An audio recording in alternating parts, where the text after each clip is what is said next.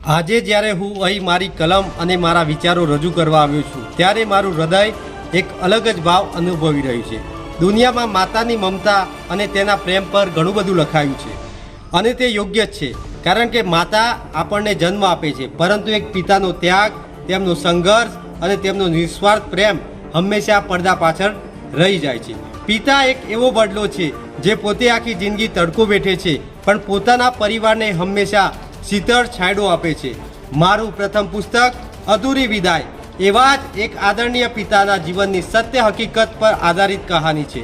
આ માત્ર કોઈ કાલ્પનિક વાર્તા નથી, પણ એક દીકરાએ પોતાના પિતાના સંઘર્ષ અને તેમની અણધારી વિદાય પછી હૃદયમાં રહી ગયેલા અધૂરાપનને શબ્દોમાં કંડારી છે। સાચું કહું તો આ પુસ્તક લખતી વખતે મારી કલમ કેટલીય વાર રડી પડી છે। જ્યારે કોઈ વાયલ સોયું સ્વજન આપણને અચાનક છોડી ચાલી જાય છે ત્યારે સંતાન તરીકે આપણને ઘણું કહેવું હોય છે અને પિતા તરીકે તેમને ઘણું સમજાવવું હોય છે। એ જે વાતો અધૂરી રહી ગઈ એ જ આ અધૂરી વિદાય। પિતાનો પ્રેમ કોઈ સીમાડા કે ભાષાનો મોહતાજ નથી હોતો, તેથી જ આ પુસ્તક એક સાથે 3 ભાષામાં ગુજરાતી, હિન્દી અને અંગ્રેજીમાં લાવવાનો પ્રયત્ન કર્યો છે, જેથી આજની યુવા પેઢી સુધી આ સંદેશ પહોંચી શકે।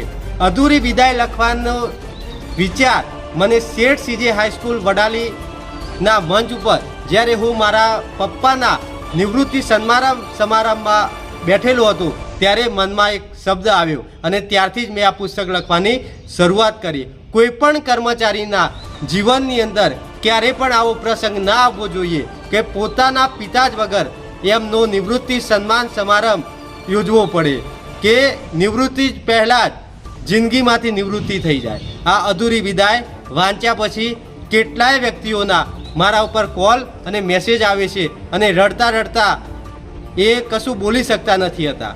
અધૂરી વિદાય પથ્થર વ્યક્તિના આંખોમાં પણ પાણી લાવી શકે એવું આ સત્ય હકીકત આધારિત મારું પ્રથમ પુસ્તક છે।